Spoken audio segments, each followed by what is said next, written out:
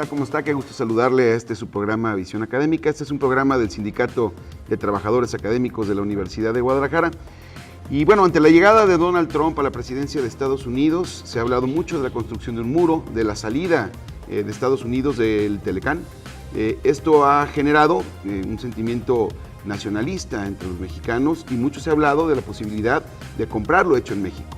Ante esto, el día de hoy tenemos como invitados al doctor Antonio Ruiz Porras, quien es el coordinador del doctorado de Estudios Económicos del CUSEA de la Universidad de Guadalajara, académico de la universidad, y a Osvaldo Barragán, quien es un empresario, expresidente de CAREINTRA, y con ellos vamos a platicar si podemos comprar lo hecho en México o vivir de lo que compramos con lo hecho en México.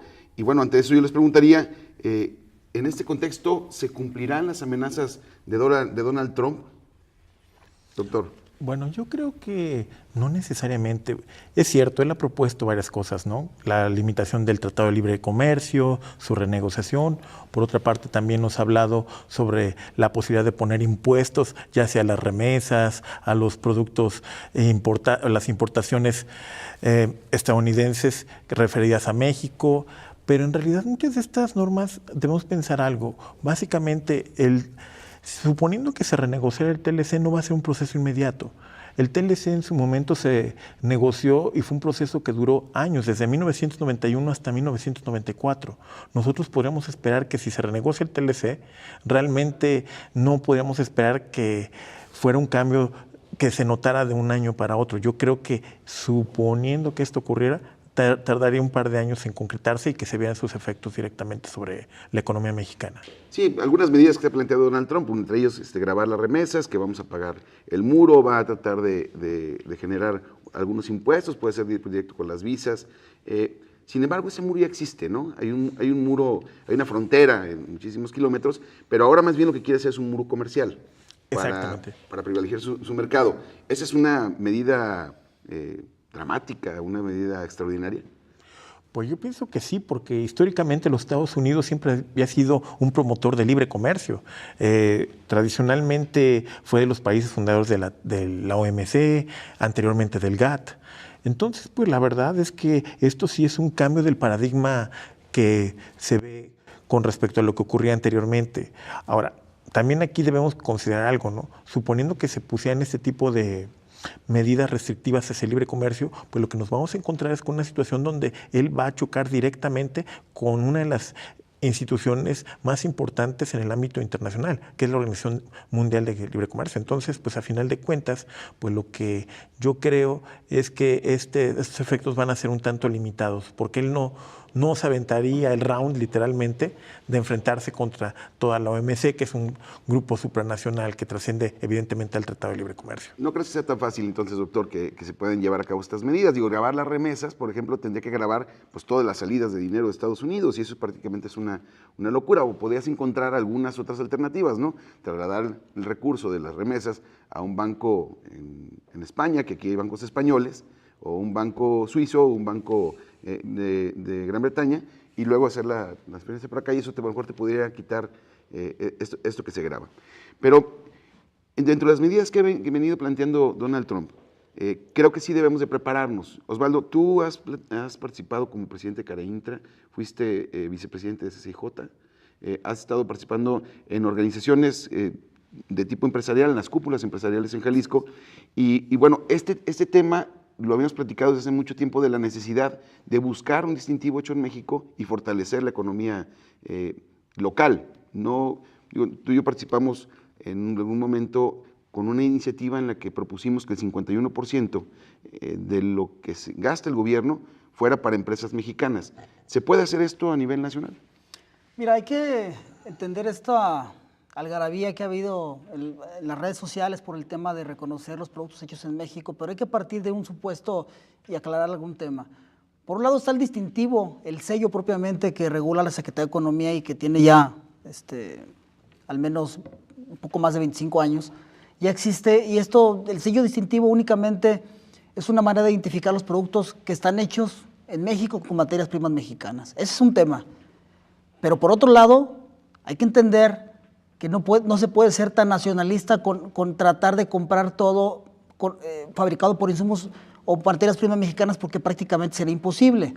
Hay que pretender que los productos hechos en México, sin importar el origen de las materias primas, es la medida más inteligente, porque en esto estamos tratando también la inversión extranjera genera riqueza, paga impuestos, genera mano de obra. Entonces creo que hay que entender partiendo de ese equilibrio. Ahora, este impulso que recientemente el presidente de la República le está tratando de dar a todo este distintivo hecho en México, me parece que es muy loable en esta coordinación con la CONCAMIN y con las cúpulas en general, las cúpulas que pertenecen al Consejo Coordinador Empresarial, pero yo creo que hay que ser equilibrados con lo que se pretende y sí decirle al ciudadano de a pie que hay que saber identificar lo que es un producto hecho en México y aquello que es 100% mexicano, porque hay una diferencia importante. Por ejemplo, si mucho se habla ahora de que la Ford se llevó una inversión, una inversión que iba a hacer en México, no la hace en México, se regresa a Estados Unidos, y muchos gritaron, no hay que comprar vehículos Ford. Sin embargo, Ford tiene alrededor de 7,000 empleos directos en sus plantas en México, y la verdad es que no tengo la cifra de cuántos empleos indirectos con las agencias Ford que hay en el país. Esto podría ser, me parece que es una respuesta a un llamado que hace Donald Trump, y que por la misma forma de que ahora nos despertamos todos los días esperando a ver el tweet de Donald Trump, ¿no? Esta reacción que tuvimos como los mexicanos de decir no compramos Ford, ¿afectaría en todo el caso del mercado? No, sin duda. Mira, el encadenamiento productivo es tan real, tan alto, que dejar de tomar decisiones de ese tipo, o más bien tomar decisiones de ese tipo y dejar de comprarle a transnacionales, afectaría definitivamente la generación de empleo formal e informal. Tú has dicho, el sector automotriz en México es de los sectores que crece a razón de 2 dígitos, tal vez sea el único en este país en los últimos 5 años. Entonces, la derrama económica que hay alrededor de toda esta zona del Bajío en México es más el empleo indirecto que el directo. Ahora bien, hay que entender que hay autos se han identificado al menos en los últimos, un estudio que recién sacaron en internet, al menos 35 autos y vehículos en general armados completamente en México, incluyendo algunos de Ford, ¿no? Entonces sí, algunos son importados, pero algunos son armados totalmente aquí, y eso genera riqueza, insisto, pago de impuestos y generación de mano de obra directa e indirecta, que me parece lamentable tratar de decidir de una manera muy simple, dejar de comprarle a Ford o a cualquier otra compañía que tanta derrama económica producen para México. La pregunta sería, doctor, ¿pierde Estados Unidos si compramos únicamente productos mexicanos? Pues realmente, suponiendo que compráramos productos mexicanos exclusivamente, realmente sí pierde Estados Unidos. ¿Por qué? Porque vamos a suponer que nosotros compramos solo los jitomates que se producen en México, por decir algo, ¿no? ¿Qué es lo que va a pasar? El consumidor estadounidense pierde la oportunidad de consumirlos. Y en general, el consumidor estadounidense, a final de cuentas, lo que son nuestras exportaciones para ellos son su oferta de productos. Entonces, ¿eso qué significa? Que si por alguna razón desaparece esa oferta, quienes pierden en primera instancia son ellos. ¿Por qué? Porque pierden la oportunidad de elegir productos, pierden la oportunidad de la competencia por precios, pierden ingreso, no solo por el lado de la diversificación, sino también porque muchos de los productos que nosotros les damos a ellos pues son insumos. Por ejemplo, ahorita hablando de los vehículos. Los vehículos pues normalmente no solo son para el consumo particular, sino también son vehículos de carga, que eso también se hace. Y entonces si desaparecieran estos productos del mercado en Estados Unidos, quienes lo resentirían serían los estadounidenses, porque inmediatamente se vería reflejado en un incremento de sus costos, en una pérdida de su diversidad de elección, y se vería seguramente también reflejada en una cierta pérdida de calidad, porque al final de cuentas esto es lo que produce la competencia, calidad. ¿Y es bueno o no regresar al modelo de sustitución de importaciones? Yo creo que tenemos que regresar 25 años. Desde hasta 1986 por lo menos. Realmente yo creo que, claro, 30 años. Realmente yo creo que no sería viable, por muchas razones. Una que es fundamental es simplemente la cuestión del empleo. Buena parte del sector manufacturero, buena parte del sector industrial está asociado a empresas extranjeras. Entonces, pues si habláramos nada más del factor empleo, sería una razón para no regresar a esa etapa. Digo, en el caso, hay empresas extranjeras que tienen inversiones muy importantes, el caso de Walmart, por ejemplo, ¿no? En inversiones... Mira, además Jalisco, vamos a poner el caso de Jalisco.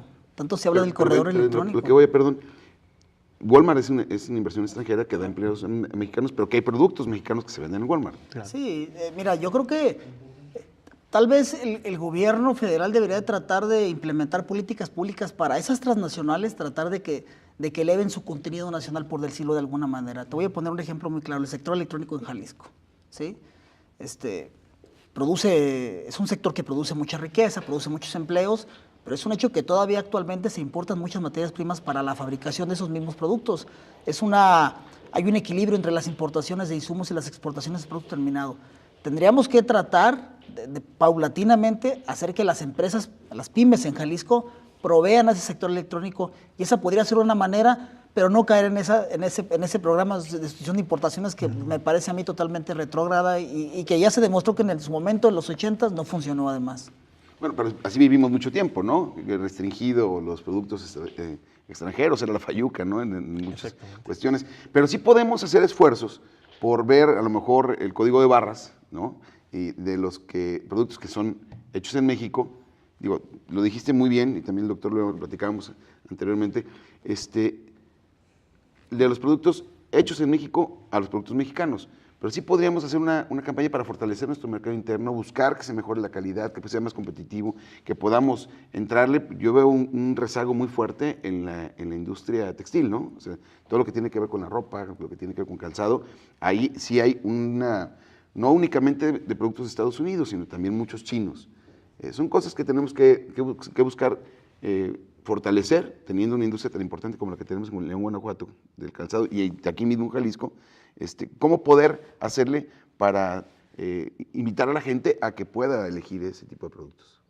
No, sin duda la manera de identificar con el 750 el código de barras es importante. Aunque hay que también aclarar una cosa, ¿no? El código de barras es una manera de identificar o de etiquetar productos, pero también cabe la posibilidad, porque no hay manera de detectarlo, que sean productos nada más importados, empacados y reetiquetados en México. También no hay que caer en esa posibilidad. Vamos a ir a una pausa y regresamos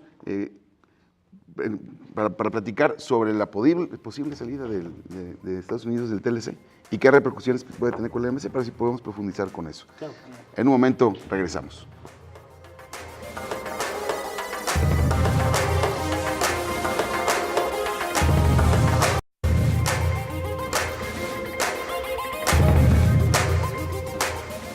Regresamos, este es su programa Visión Académica. Recuerde seguirnos en las redes sociales. Yo soy como @EnriqueV y también seguirnos en @académicavisión y también en Facebook. Bueno, yo soy Enrique Velázquez, soy conductor y, a ver, doctor, tú tenías un tema en el primer bloque. Algunos pensamos que es muy difícil, tú lo decías, vamos a tardar años en salirnos del TLC, pero supongamos que se pudiera dar de manera rápida. Simplemente ya no le entra la renegociación, cierra fronteras. Eso está pasando en todo el mundo, digo, la salida de Inglaterra, a volver a éxito, pues, de la salida de la Comisión Europea, pues todo el mundo pensábamos que eso no iba a pasar. Digo, sabemos que va a llevar un proceso de 1 año y medio, 2 años para poder salir de la Unión Europea, pero es un hecho, lo va a hacer Inglaterra, la Gran Bretaña. En el caso de Estados Unidos, ¿lo ves más difícil que lo que hicieron en el Reino Unido? Yo creo que sí, porque hay varios factores. Para empezar, hay que recordar algo. La unión entre Inglaterra y la Unión Europea básicamente era no tanto por el lado comercial, sino por los servicios, particularmente servicios bancarios, servicios aseguradores, no era tanto la producción. De hecho, si lo pensamos, la industria inglesa está en la India realmente, no está en Inglaterra. Entonces, en cambio, lo que tenemos nosotros es que por una parte tenemos con que hay una vinculación industrial muy fuerte. Todo el sector manufacturero, de hecho, está la vinculación que si nosotros queremos saber cuál es el PIB de México, lo único que tenemos que hacer en este momento es ver cuáles son las expectativas del PIB manufacturero de Estados Unidos. O sea, está la sincronización que no necesita, que es una sincronización por el lado financiero, es por el lado industrial, es por el lado de servicios. debemos pensar que buena parte de los servicios, por ejemplo, turísticos, hoteleros, cadenas de distribución como Walmart, todos estos, pues hay capital estadounidense. También está todo lo que es el área de manufactura, que es el sector más importante en la economía mexicana, mayor que la importancia que el sector primario o lo que es el sector de servicios. Y también lo que tenemos es que además hay una vinculación financiera. Bueno, no es por nada, pero podemos ver el caso de Citibanamex, ¿no? O sea, eso pues de lo que nos está hablando es de que hay una integración muy fuerte entre las dos economías. Ciertamente esto implicaría desmontar estos entramados institucionales, pues nos tardaría años, aún suponiendo que fuera posible. Realmente lo más probable es que trabajaríamos de manera subsidiaria, esto es, realmente replicaríamos el ejercicio, aunque la empresa en teoría fuera mexicana, ¿no? Pero si Trump dice que le vale eso, ¿no? Y empieza a echar para atrás inversiones, y empieza a presionar como lo que hizo con Ford, a unos días de haber llegado a la presidencia de Estados Unidos, si empieza a tratar de regresar, es decir, no compres el aguacate en México, empiecen a sembrarlo en California, o no empieza a comprar los berries, lo que sea que se produzca en México, y te vamos a dar incentivos fiscales, y le va apostando a esa política. Nosotros tenemos que estar preparados. Osvaldo, ¿estamos preparados para ese tema?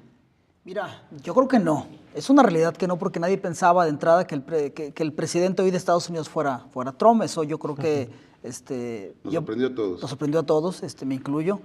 Más sin embargo, creo que dentro de toda esta parte y todo este ambiente pues, negativo que se da alrededor de la llegada del presidente Trump a Estados Unidos, creo que lo que tenemos que aprender los mexicanos es que tenemos que crear un camino alterno al que ahí teníamos. Creo que fuimos muy dependientes de lo que nos pudiera proveer el TLC. No por nada, el 70% de nuestras exportaciones no petroleras están hacia Estados Unidos. Lo mismo que Canadá. O sea, tenemos un comercio muy entramado que sería difícil echarlo por la borda. Más sin embargo, yo veo complicado. Voy a poner un ejemplo. Del 100% de las empresas en México, 98 son pymes, eso lo dice el INEGI. Y el 72% del empleo que se genera en este país lo generan las pymes. Yo veo muy complicado que podamos voltear a comprarles el 100% de nuestros requerimientos como industria a las pymes, porque seguramente entraremos en situaciones de certificados, de calidad, de temas ambientales. O sea, sí tiene que haber un impulso. Creo que se tienen que voltear al fortalecimiento de esa pequeña industria, porque nos tenemos que volver, si no independientes, porque suena muy romántico y es verdaderamente algo imposible de la noche a la mañana. Sí tenemos que entender que nos tenemos que fortalecer internamente. Va a ser muy difícil, todo el mundo lo quiere exportar a Estados Unidos. Pero hay que romper esquemas. Pero hay que romper esquemas. Hay que romper esquemas, hay que voltear a otros mercados. Ayer nada menos algunas personas me decían, no, hay un mercado en Corea, hay un mercado en Japón, en Rusia incluso, que están comprando productos mexicanos para poder generar nuestras exportaciones. Y, por ejemplo, en Rusia no tienen problemas de plagas, pues no se da nada por el frío, ¿no? El asunto de la inocuidad. Entonces, tendríamos que explorarlo, pero vamos a tardar. Claro. Sí, es un hecho. México tiene 40 tratados internacionales de libre comercio, un poquito más de 40. En realidad los podíamos explorar todos, pero es un hecho que la cercanía con Estados Unidos, la primera economía de este planeta, con un tratado de libre comercio, con cero arancel, pues facilita las cosas. Ya hay sectores industriales, la CONCAMIN incluso en México se estableció bases para tratar de ir al mercado sudamericano, y sin duda que podemos explorar esa posibilidad, pero va a ser a mediano plazo. En el corto plazo tenemos que tratar de ver cómo resolvemos, o cómo en realidad México trata de renegociar lo más favorable posible esta aparentemente apertura al TLC, en lo que vamos creando un camino alterno, pero de la noche a la mañana lo veo prácticamente imposible. Y hablamos mucho del ataque de Trump hacia los mexicanos, ¿no? La economía mexicana. También en estos últimos 3, 4 días ha habido deportaciones masivas, están buscando a la gente, la persiguen, el sheriff de Arizona lo vuelve a hacer, ¿no? O sea, se dedica a estar persiguiendo indocumentados. Está cumpliendo sus promesas Donald Trump, ¿no? En ese sentido. Pero lo que quiere desatar, ¿qué será? ¿Una guerra comercial? ¿O realmente quiere lo que han hecho todos los republicanos en los últimos 25, 30 años? Una guerra de todo tipo.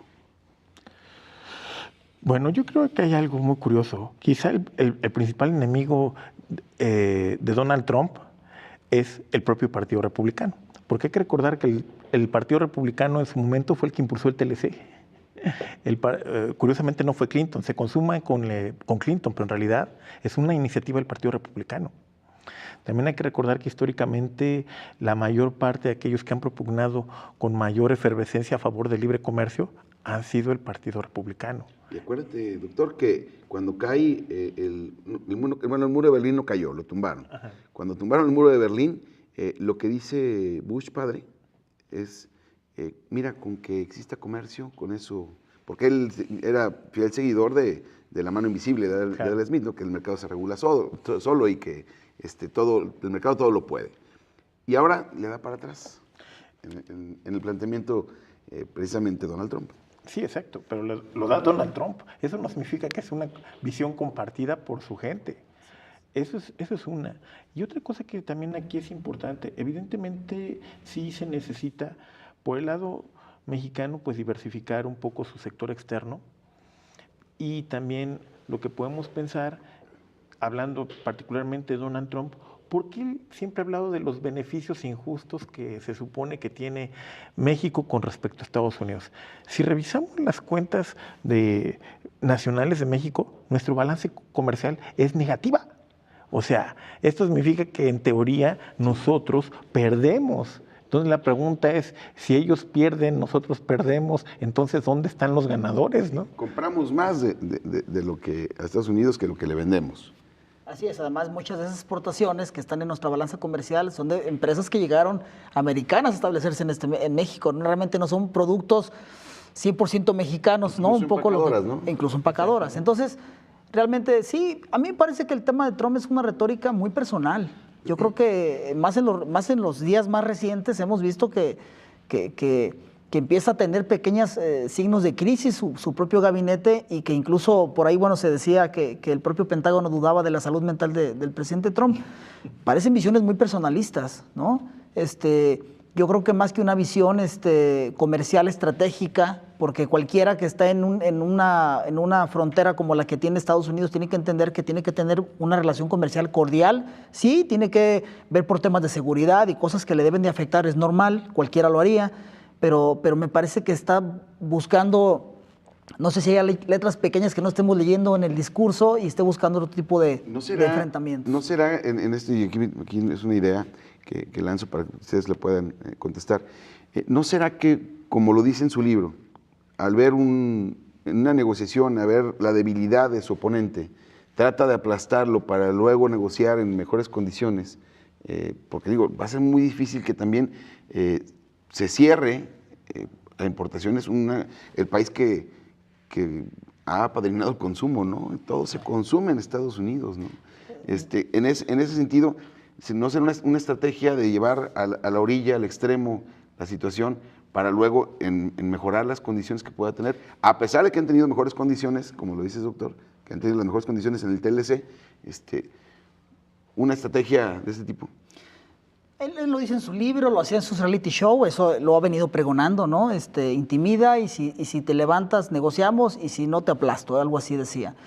Pero hay que ver las reacciones que tuvo con Japón, hay que ver las reacciones que tuvo con China. Yo recuerdo los primeros días de que llega el presidente Trump, manda un mensaje muy fuerte hacia China y China le contesta, ¿quieres una guerra comercial? La podemos tener. Y creo que esa es una manera de confrontarlo.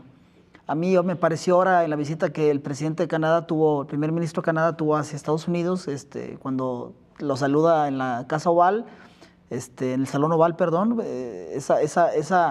esa demora en el saludo me parece que es una manera de retarlo o de no demostrarle esa cortesía que no se merece. Yo creo que es una manera también de decirle que como dicen en el pueblo, aquí también hace aire, ¿no? Yo creo que vale la pena, si no pelear por pelear y no caer en temas no diplomáticos, sí demostrar que podemos, si no confrontarlo, sí podemos buscar alternativas. Pero digo, la conclusión en este asunto, y para cerrar el programa, nos quedan pocos minutos, ante esto, una crisis, se viene una oportunidad. Y entonces podemos estar pensando en que podemos generar las condiciones para consumir lo mexicano. Lo ha hecho en México. Con ciertas limitaciones, sí. Más bien yo lo vería como una oportunidad para diversificar los mercados de exportaciones. Por lo menos para equilibrar nuestra balanza. Exacto. Muy probablemente en ese sentido, si se cierra el mercado estadounidense, lo que va a pasar es que nuestra balanza comercial tenderá a reducir sus déficits. Eso es casi seguro. Sin duda, yo creo que a la par coincido con el doctor de diversificar nuestro mercado de exportación, que sin duda es algo que tendríamos que haber emprendido hace muchos años.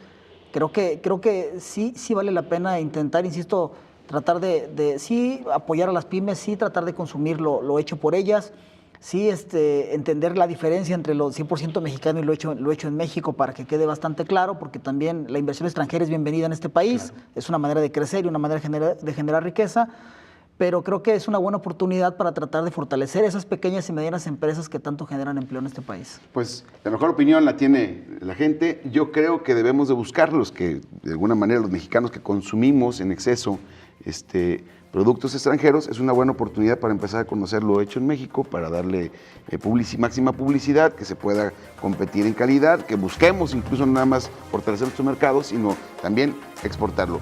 Doctor, te agradezco mucho la posibilidad de estar el día de hoy aquí y agradecer que cambiaste algunos pendientes por acompañarnos. Y bueno, Osvaldo, gracias por acompañarnos el día de hoy. Esto es Visión Académica y la mejor opinión la tiene usted. Nos vemos en la próxima.